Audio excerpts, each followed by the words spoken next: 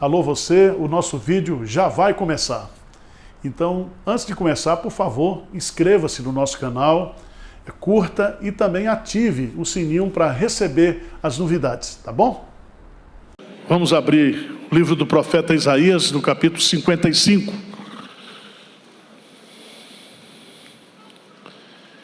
Isaías, capítulo 55.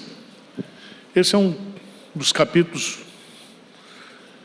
Se eu fosse um comentarista bíblico, eu colocaria esse capítulo 55 como o capítulo-chave da mensagem do profeta Isaías. É um capítulo lindo que fala justamente da salvação.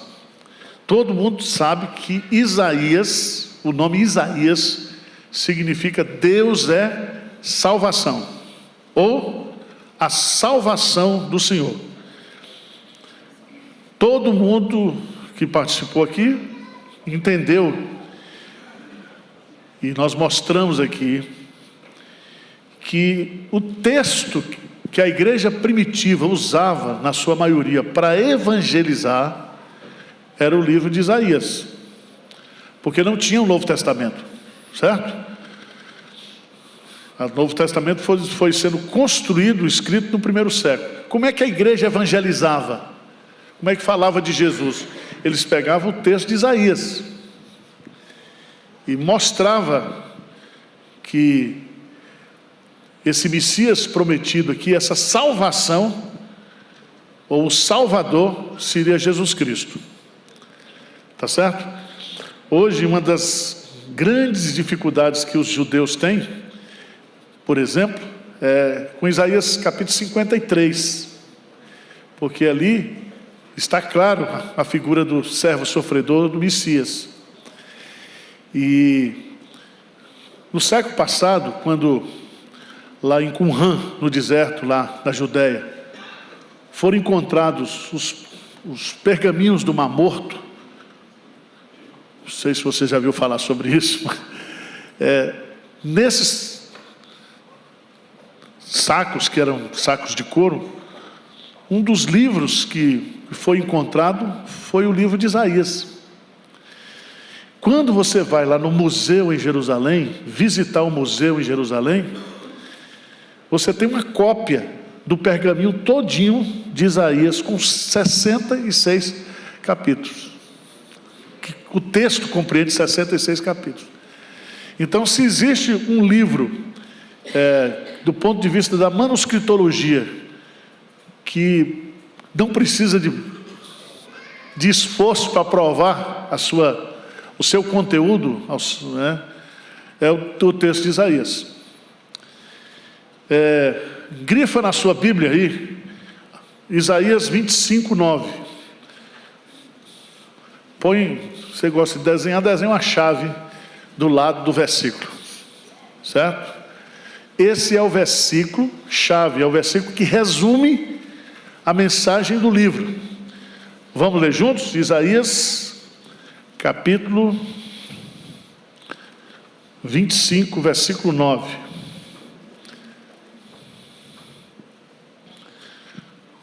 Está na tela aqui, se tiver dificuldade, lê aqui comigo. Vamos lá? Naquele dia se dirá: eis que este é o nosso Deus, em quem esperávamos, e Ele nos salvará. Este é o Senhor, a quem aguardávamos. Na sua salvação exultaremos e nos alegraremos. Amém. Então esse é o versículo chave que prova que Deus é a nossa salvação. A gente não gosta de falar da vida alheia, porque a Bíblia diz que não, mas Isaías, ele era filho de Amós, e Amós era irmão do rei Uzias. Significa que ele é um profeta, mas de linhagem real.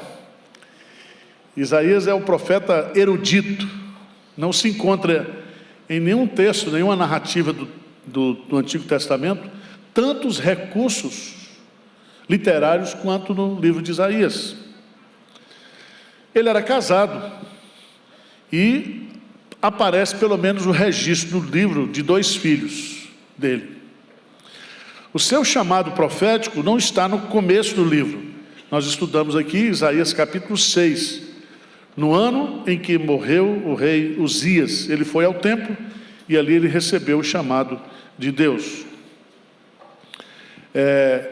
O pano de fundo desse livro, você vai lá para o capítulo 1. Isaías teve um ministério longo. Rei Uzias, Jotão, Acás e Ezequias. Nós estudamos aqui que quando Ezequias esteve doente, quando Ezequias teve que enfrentar Senaqueribe, quem estava lá junto dele era o profeta Isaías. Isaías provavelmente morreu nas mãos de Manassés, que era filho do rei Ezequias. Provavelmente Hebreus 11, 37, quando fala de um herói na fé que foi cerrado ao meio, isso se aplica à figura de Isaías. O Manassés não era flor que se cheira, não. Ele foi um rei perverso, mas no final ele foi convertido pelo Senhor. A divisão do livro, quantos capítulos tem Isaías? 66. Lembra quantos livros tem a Bíblia? 66. A Bíblia está dividida em Antigo Testamento e Novo Testamento. Quantos livros tem o Antigo Testamento? 39. Então de Isaías 1 até o capítulo 39 de Isaías, nós temos a primeira divisão do livro. São os julgamentos de Deus. Do 40 ao 66, a consolação de Deus. Por isso que alguns comentaristas dizem que Isaías é a Bíblia em miniatura. A Bíblia em miniatura. Isso é bom você ter esses desenhos na cabeça, né? Essas imagens. Vamos lá. Todo mundo conhece esse texto. Isaías 55. Vamos encerrar falando sobre salvação, que é a mensagem do livro. A todos vós, os que tendes sede, vinde às águas. E vós, os que não tendes dinheiro, vinde, comprai e comei. Sim, vinde, comprai sem dinheiro e sem preço, vinho e leite. Por que gastais o dinheiro naquilo que não é pão, e o vosso suor naquilo que não satisfaz? Ouvi-me atentamente, comei o que é bom, e vos deleitareis com finos manjares. Inclinai os ouvidos e vinde a mim, ouvi, e a vossa alma viverá. Porque convosco farei uma aliança perpétua, que consiste nas fiéis misericórdias prometidas a Davi. Eis que eu dei por testemunho aos povos, como príncipe e governador dos povos. Eis que chamarás a uma nação que não conheces, e uma nação que nunca te conheceu correrá para junto de ti, por amor do Senhor teu Deus e do Santo de Israel, porque este te glorificou. Buscai o Senhor enquanto se pode achar, invocai enquanto está perto. Deixe o perverso o seu caminho, o iníquo os seus pensamentos. Converta-se ao Senhor, que se compadecerá dele, e volte-se para o nosso Deus, porque é rico em perdoar. Porque os meus pensamentos não são os vossos pensamentos, nem os vossos caminhos, os meus caminhos, diz o Senhor. Porque assim como os céus são mais altos do que a terra, assim são os meus caminhos mais altos do que os vossos caminhos, e os meus pensamentos mais altos que os vossos pensamentos. Porque assim como descem a chuva e a neve dos céus, e para lá não tornam, sem que primeiro reguem a terra e a fecundem, e a façam brotar para dar semente ao semeador e pão ao que come, assim será a palavra que sair da minha boca, não voltará para mim vazia, mas fará o que me apraz, e prosperará naquilo para que a designei. Saireis com alegria e em paz sereis guiados. Os montes e os outeiros romperão em cânticos diante de vós, e todas as árvores do campo baterão palmas. Em lugar do espinheiro crescerá o cipreste, em lugar da sarça crescerá a murta, e será isso glória para o Senhor, e memorial eterno que jamais será extinto. Isaías capítulo 55, a gente poderia colocar como tema aqui desse capítulo: Deus oferece gratuitamente a sua salvação. A mensagem central de Isaías é que a salvação vem de Deus. Só Deus pode salvar Israel. A salvação, ela foi planejada por Deus, ela foi executada por Deus e ela é aplicada por Deus. Isaías capítulo 53, se você voltar a página aí, vai mostrar que a salvação, ela é exclusiva e se fundamenta na expiação de Cristo. Isaías 53 traz a doutrina da expiação de Cristo. Ou seja, não há salvação de Deus que não seja através de Jesus Cristo. Porque não há salvação do homem para Deus. Não há caminho do homem para Deus. A salvação de Deus é o caminho de Deus do céu. É a escada que Ele joga do céu para nós. Abra sua Bíblia em Atos 4, versículo 12. Você tem que decorar esse versículo aí, que é para você pregar um evangelho em cima desse versículo. Atos, capítulo 4, versículo 12. Veja que Pedro conhecia bastante o texto de Isaías. O que ele diz lá? Vamos lá bem forte. E não há salvação em nenhum outro, porque abaixo do céu não existe nenhum outro nome dado entre os homens, pelo qual importa. Então, salvação exclusiva em Jesus Cristo. Estão entendendo, né? Então, agora, vamos nos envolver aqui com essa linguagem que Isaías usa. Isaías 55, ele diz: a todos vós, os que tendes sede, vinde às águas, e vós, os que não tendes dinheiro, vinde comprar e comei. Sim, vinde comprar sem dinheiro e sem preço, vinho e leite. Primeira pergunta que o texto nos faz aqui, ou que nós fazemos para o texto, é: para quem é oferecida a salvação? Para quem? No versículo 1, ele vai falar dos que têm sede, dos que não têm dinheiro. Não é isso? Seria mais ou menos assim: os sedentos e os falidos, os Durango Kid. É essa a ideia.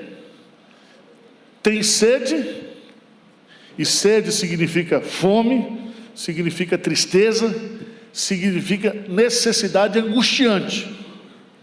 Você se lembra que em João capítulo 7, Jesus, na festa, no último dia da festa, ele disse: se alguém tem sede, venha a mim e beba. Então Jesus estava usando a linguagem do profeta Isaías. Significa, meus amados irmãos, que todos aqueles que se sentem sedentos, necessitados, carentes,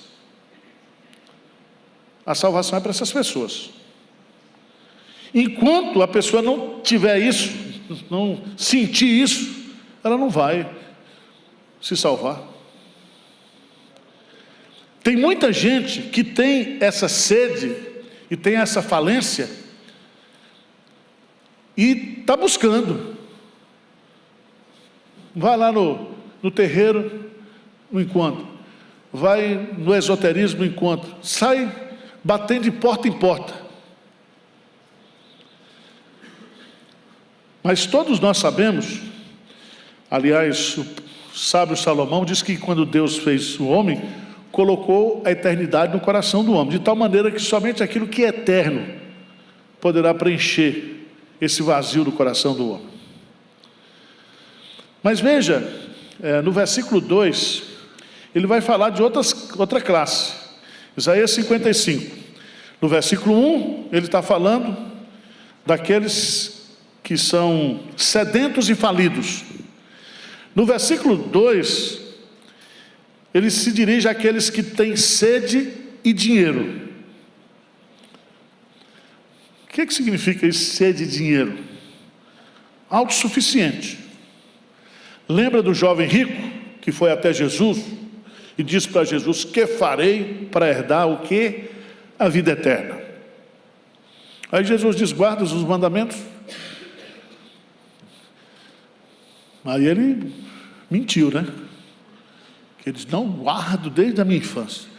Quando Jesus diz guarda os mandamentos, porque Jesus sabia que os mandamentos, a lei, ela tem uma função na minha vida e na sua: revelar o meu pecado.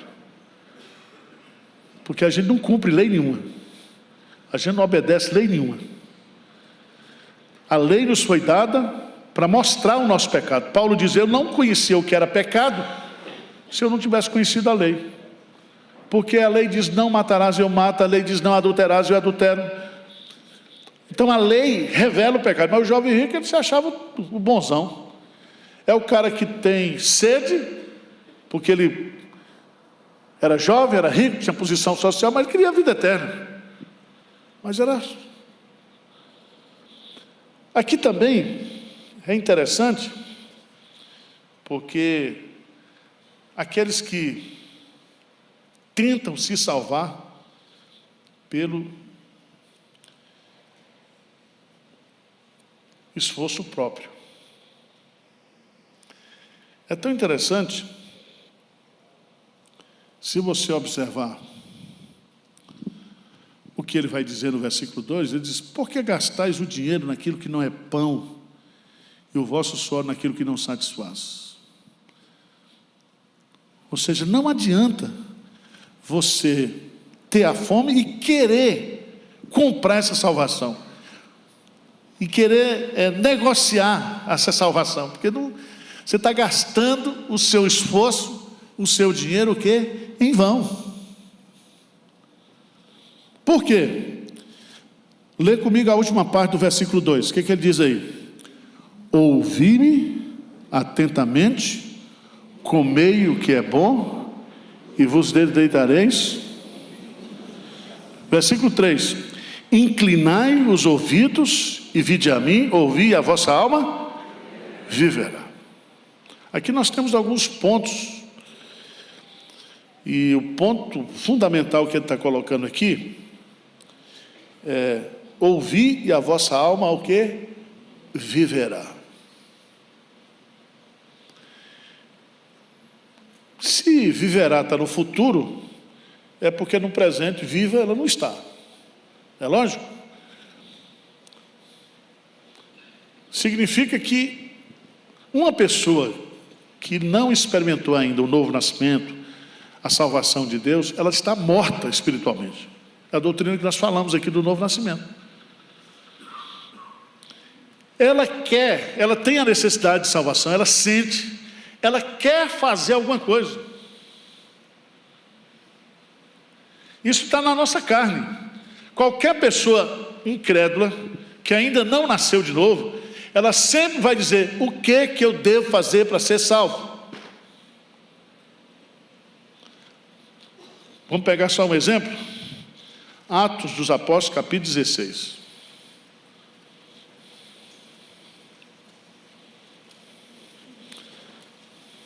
Atos 16, versículo 30.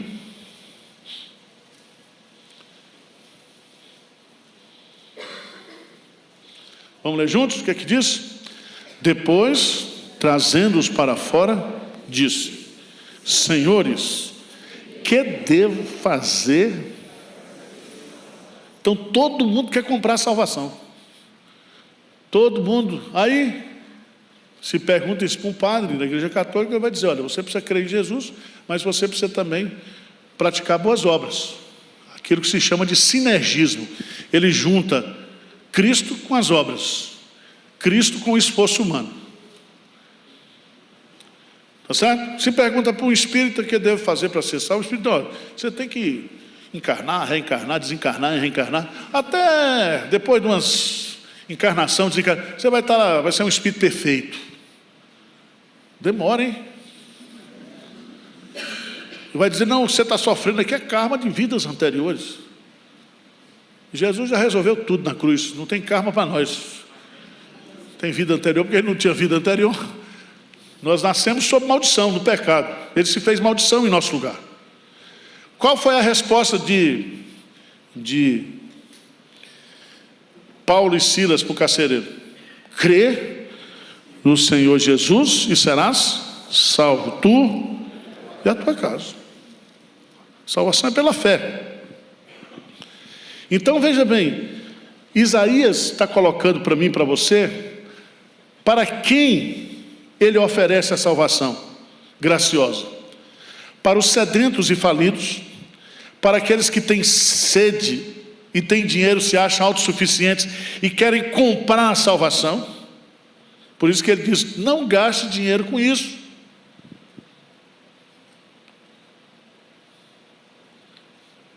Vinde e comprai sem dinheiro e sem preço vinho e leite.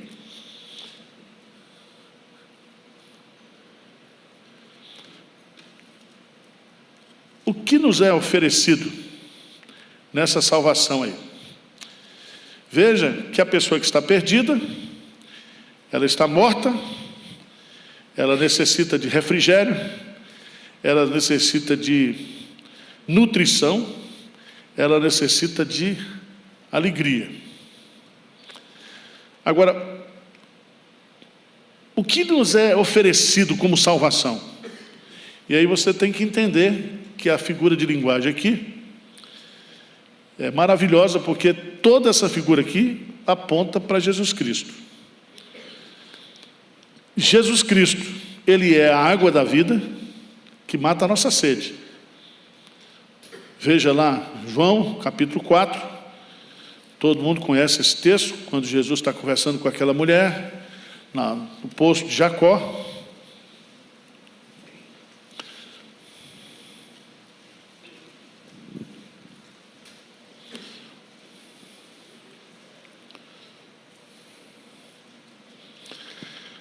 João capítulo 4, versículo 10, replicou Jesus, se conheceras o dom de Deus, e quem é o que te pede, dá-me de beber, tu lhe pedirias a ele, e ele te daria água viva. Respondeu-lhe ela, Senhor, tu não tens como que atirar, e o poço é fundo, onde pois tens a água viva? És tu porventura maior do que Jacó, o nosso pai, que nos deu o poço, do qual ele mesmo bebeu, e assim seus filhos e seu gado? Afirmou-lhe Jesus, quem beber desta água tornará a ter sede. Versículo 14, o que diz?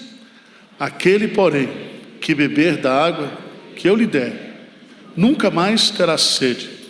Pelo contrário, a água que eu lhe der será nele uma fonte a jorrar pela vida eterna. Essa água era ele.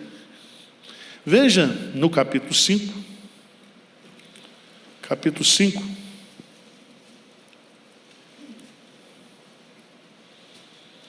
de João,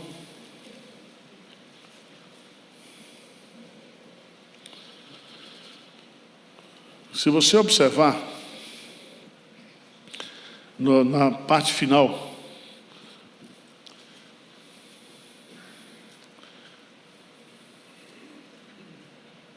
desculpa, João 6, desculpa gente, João 6.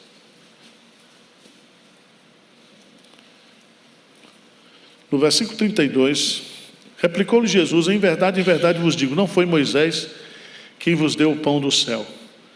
O verdadeiro pão do céu é meu Pai quem vos dá.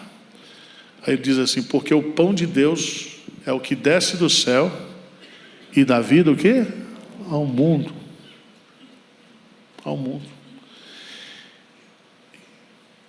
Versículo 35, bem forte, o que ele diz? João 6,35, ele diz o quê? Eu sou pão da vida. O que vem a mim jamais terá fome, e que crê em mim.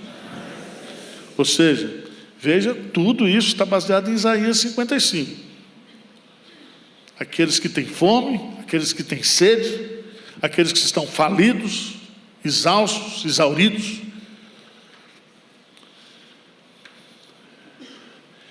Se você for para João 7, João capítulo 7, versículo 37 e 38, o que que diz? No último dia, o grande dia da festa, levantou-se Jesus e exclamou: se alguém tem sede, venha a mim e beba. Quem crê em mim, como diz a Escritura, do seu interior fluirão rios de água viva. Então, voltando lá para Isaías 55, primeiro, para quem é oferecida a salvação graciosa? Para todos que estão sedentos, famintos, falidos, necessitados, mortos espiritualmente. O que nos é oferecido como salvação é Jesus Cristo. Jesus Cristo é a água da vida que mata a nossa sede. Jesus é o leite que alimenta e nutre a nossa alma. Jesus é o vinho da alegria que substitui a nossa tristeza por sua alegria. Agora, quais são as características dessa salvação em Cristo, que é de uma forma apresentada de forma metafórica aqui? Primeiro, essa salvação ela é gratuita. Gratuita. Se você observar no versículo 55, diz assim: vinde e comprai, sem dinheiro e sem preço. Ou seja, não custa absolutamente nada para vocês. O preço da salvação, quem pagou foi o próprio Deus. Jesus Cristo pagou o preço da nossa redenção. Mas a redenção para nós, a salvação em Cristo, é pela graça. É pela graça. Segundo, essa salvação no versículo 2, ela é abundante. Veja na parte segunda do versículo 2, ele diz: ouvi-me atentamente, comei o que é bom, e vos deleitareis com finos o quê? Manjares. Isso é bonito, né? Significa que não é uma comida comum, é uma comida que satisfaz. É uma satisfação prazerosa, deliciosa, de qualidade indescritível. Jesus diz: eu vim para que tenham vida e a tenham em abundância. Você imaginou o que significa essa vida em abundância? Não é apenas uma vida do ponto de vista extensiva, eterna, mas é uma vida de qualidade. E essa figura Isaías vai usar, né, lá no capítulo 1, se nós nos voltarmos para Deus, ele diz que nós comeremos o melhor dessa terra. Só que na salvação nós vamos comer o melhor do céu, manjar celestial, aquele que vai trazer realmente satisfação para nós. Lá no Salmo 81, Deus usa essa expressão de finos manjares, né? Salmo de número 81.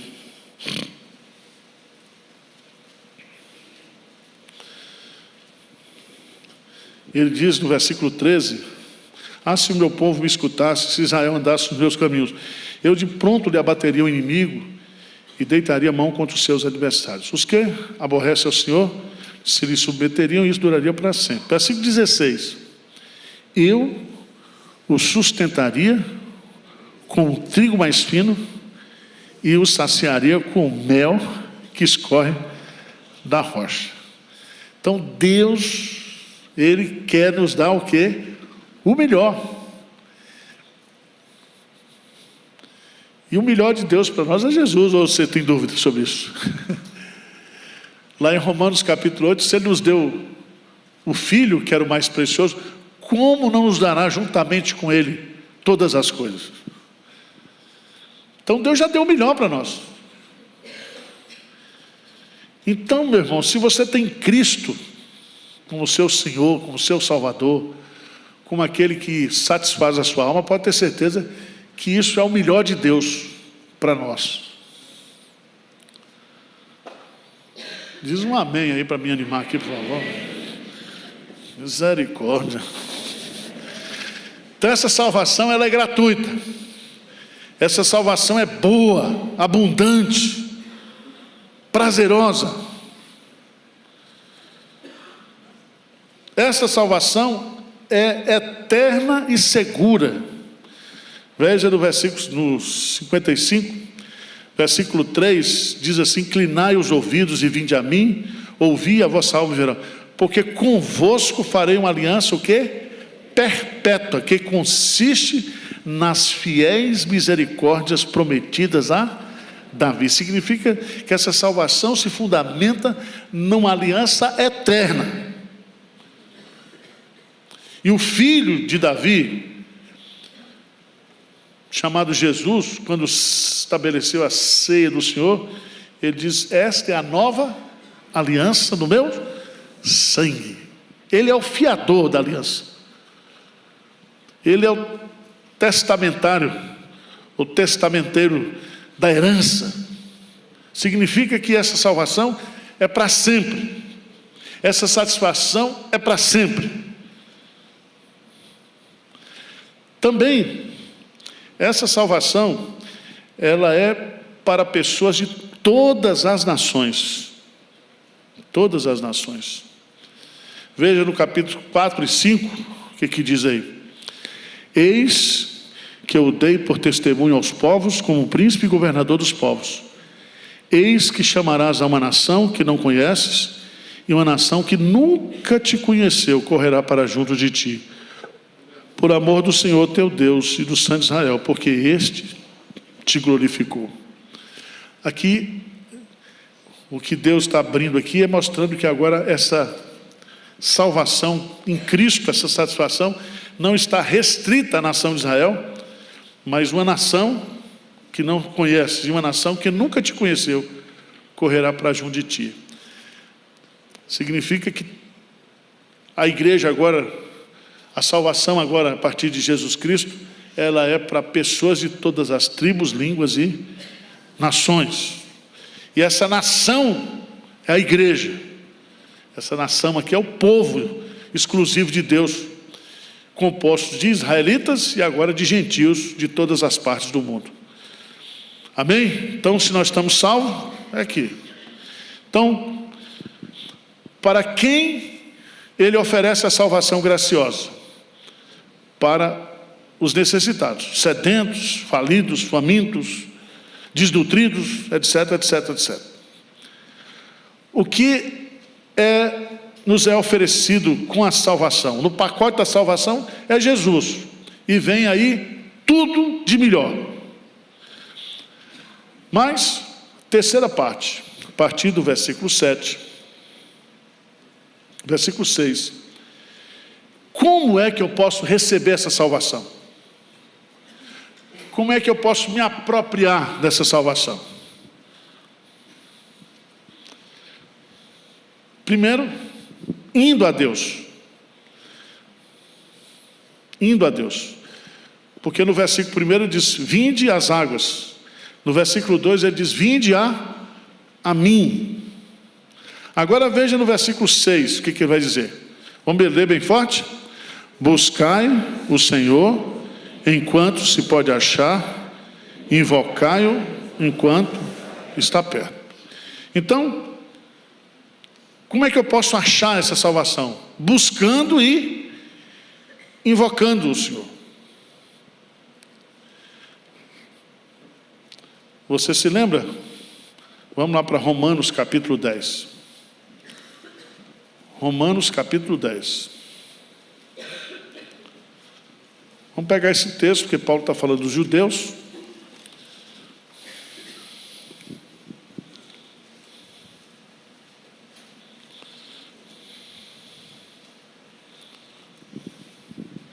A partir do versículo 8, diz assim: porém que se diz, a palavra está perto de ti, na tua boca e no teu coração. Isto é, a palavra da fé que pregamos. Lembre-se que lá Isaías diz: vinde, ouvi-me, e a vossa alma viverá. Porque a fé vem pelo ouvir. Então, quem ouve a fé que é pregada. Versículo 9, o que é que diz?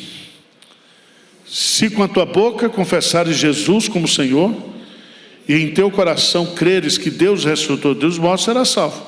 Porque com o coração se crê para a justiça, e com a boca se confessa a respeito da salvação. Porquanto a Escritura diz: todo aquele que nele crê não será confundido, pois não há distinção entre judeus e gregos, uma vez que o mesmo é o Senhor de todos, rico para com todos os que eu invoco. Agora veja, gente, o que diz o versículo 13: porque todo aquele que invocar o nome do Senhor será salvo. Então, ir, buscar, invocar, essa é a ideia. E como é que a gente faz isso? Veja Romanos 10, 14, diz assim: como porém invocarão aquele que não creram? E como crerão naquele que nada ouviram?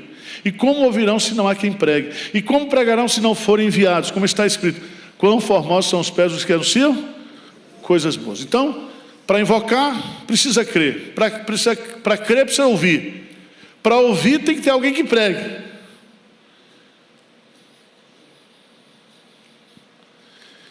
Versículo 16 de Romanos 10. Mas nem todos obedeceram ao Evangelho, pois Isaías diz, olha que diz Isaías: Senhor, quem acreditou na nossa pregação? E assim a fé vem pela pregação, e a pregação pela palavra de Cristo. Então volta para Isaías 55. Buscai o Senhor enquanto se pode achar, invocar enquanto está perto. Veja no versículo 2, segunda parte: ouvi-me atentamente, comei o que é bom, e vos deleitareis com firmeza. Inclinai os ouvidos para ouvir, e vinde a mim, ouvi, e a vossa alma viverá. Então, o processo aqui está estabelecido, né? Você ouve, você crê, você vive. A fé vem pelo ouvir, e o ouvir a palavra de Deus. É muito interessante esse versículo 6, buscai o Senhor. A gente usa sempre esse versículo aqui para adoração, mas esse versículo aqui está no campo da salvação. Buscai o Senhor enquanto se pode achar, ou seja, Ele está disponível, Ele pode ser achado. Todo aquele que invocar será salvo. E Ele está perto. Ele está perto. A mesma situação de Romanos capítulo 10. Nós estamos vivendo o ano aceitável do Senhor. Nós estamos vivendo o período de Pentecostes, que começa na ascensão de Jesus, na exaltação de Jesus, até a sua segunda vinda. Então nós podemos clamar por Deus hoje, nós podemos clamar por salvação hoje, nós podemos buscar. Ele pode ser achado, Ele está perto de nós. Agora, veja no versículo 7, é que você deve buscar e invocar, de que maneira? Com arrependimento. Vê o versículo 7 comigo, bem forte aí. Deixe o perverso o seu caminho, o iníquo os seus pensamentos, converta-se ao Senhor, porque se compadecerá dele, e volte-se para o nosso Deus, porque é rico em perdoar. Irmãos, esse versículo tem coisa demais aqui. Primeiro você tem que abandonar o seu estilo de vida, o seu comportamento. Caminho aqui. Também os seus pensamentos.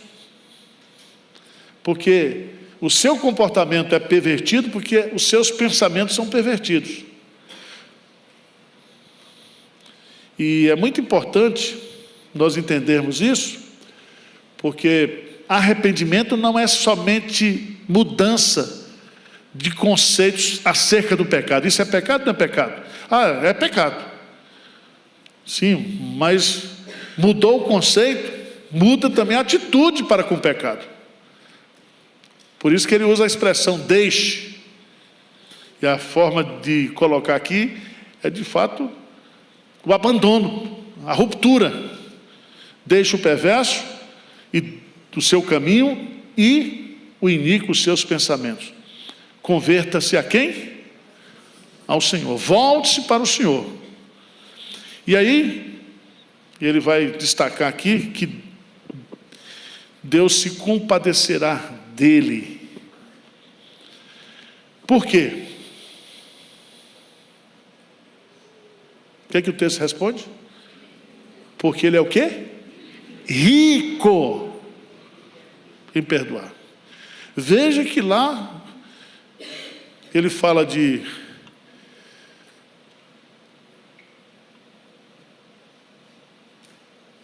fim nos manjares, de salvação abundante, salvação qualificada. E aqui ele vai falar sobre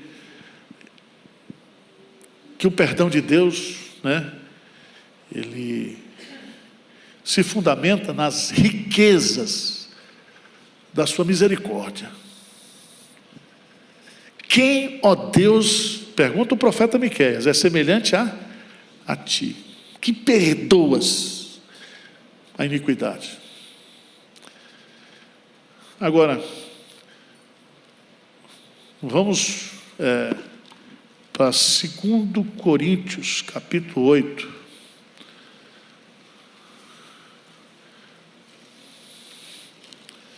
2 Coríntios, capítulo 8. Vou pegar um detalhe aqui.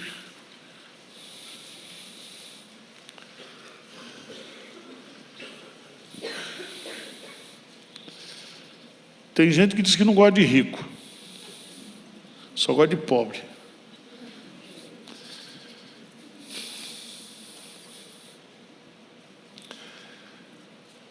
Segundo Coríntios 8:9. 2 Coríntios 8:9. Grifa esse versículo aí para você. O que diz aí? Pois conheceis a graça de nosso Senhor Jesus Cristo, que sendo rico, para que pela sua pobreza, é bonito isso aqui, né? Diz que sendo rico, e aí você pode viajar na maionese. Rico em quê? Em tudo. Ele se fez pobre, ele se humilhou, para que nós nos tornássemos o quê? Ricos.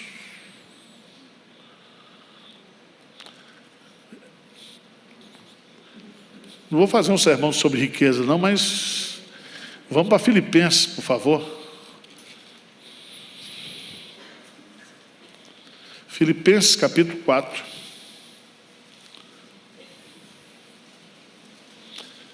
Versículo 19. Todo mundo conhece esse versículo. Filipenses 4:19. O que diz? E o meu Deus, segundo a sua riqueza em glória, há de suprir em Cristo Jesus. Ou seja, não tem uma necessidade minha, sua, de um filho de Deus, que Deus não tenha riqueza para suprir. E também você tem que entender que você é rico, né? Você está pobre por aqui também, porque aguentar você rico é difícil. Ser pobre já é difícil. Imagina se você tivesse dinheiro e poder, hein? Mas nós somos herdeiros de Deus e co-herdeiros de Cristo. Nós vamos herdar tudo. Já está definido. Mas voltando lá para Isaías capítulo 55. Como receber essa salvação graciosa? Geralmente a gente pega a partir do versículo 8, porque os meus pensamentos não são os vossos pensamentos, nem os vossos caminhos, os meus caminhos, diz o Senhor. A gente usa isso sempre para a vontade de Deus, né? Mas a vontade de Deus aqui, no contexto imediato, é a salvação. Ou seja, como receber essa salvação de Deus? Não é do meu jeito, não é na hora que eu quero, não é conforme eu penso, não é conforme eu planejo. Deus tem um plano de salvação para cada um de nós.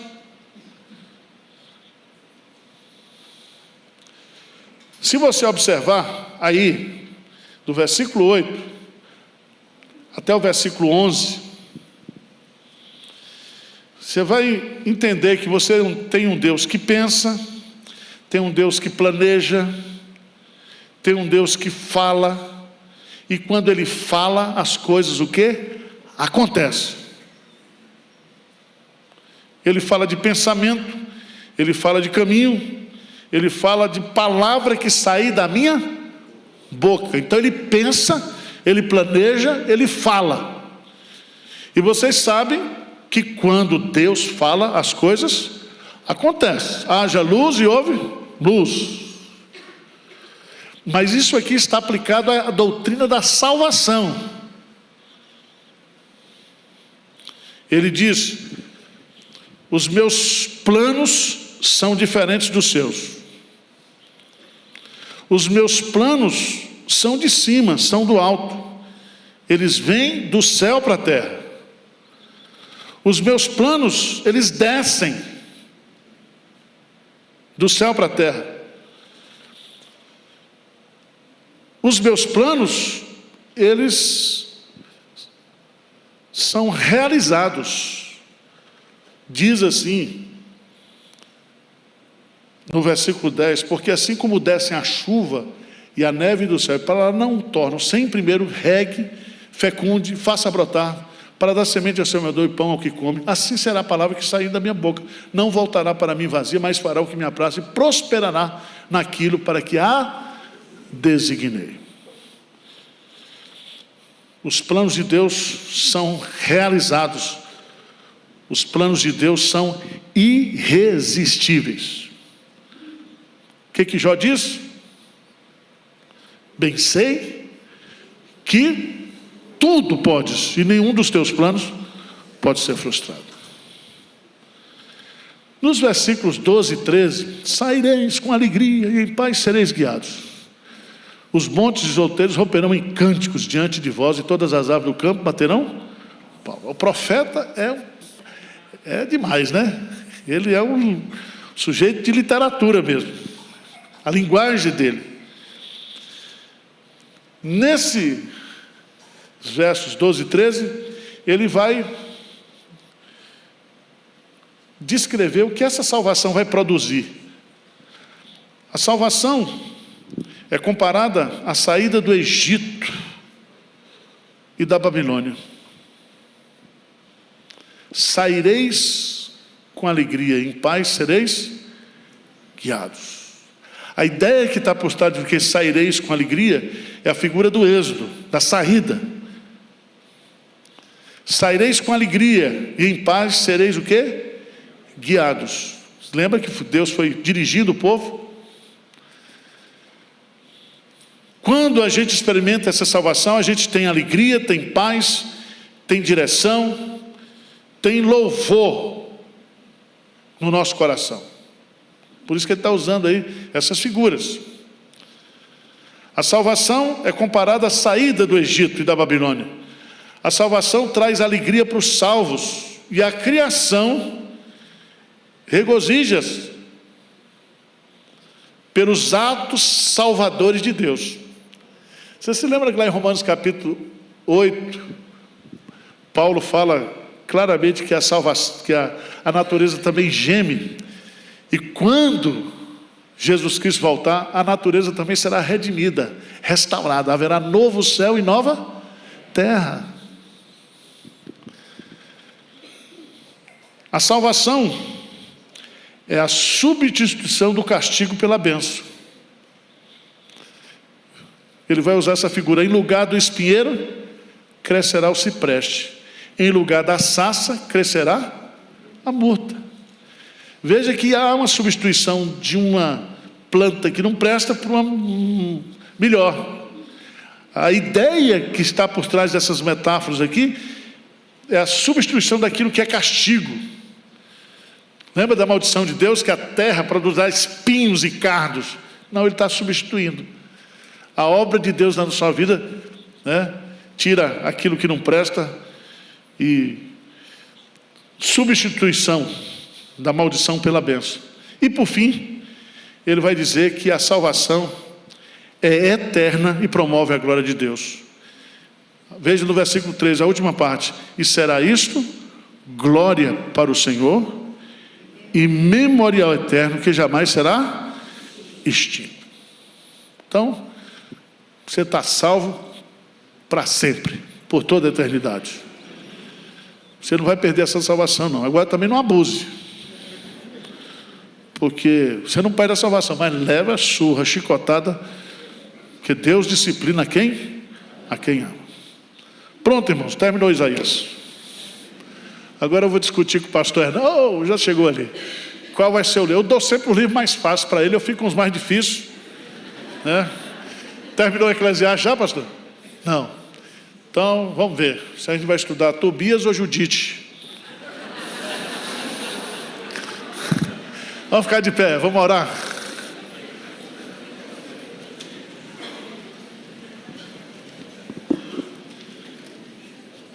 Quem tem certeza de salvação aqui? Segurança e salvação. Amém. Senhor Deus, muito obrigado por tão grande salvação que o Senhor nos dá. Salvação graciosa e merecida, salvação abundante, prazerosa, salvação eterna, salvação que promoverá para sempre a glória do Senhor, eternamente através da igreja. Anima o teu povo, coloca cânticos de libertação, de salvação, de adoração na boca e no coração do teu povo. Que esse domingo seja um domingo alegre, um domingo de celebração de salvação. É a nossa oração em nome de Jesus. Amém.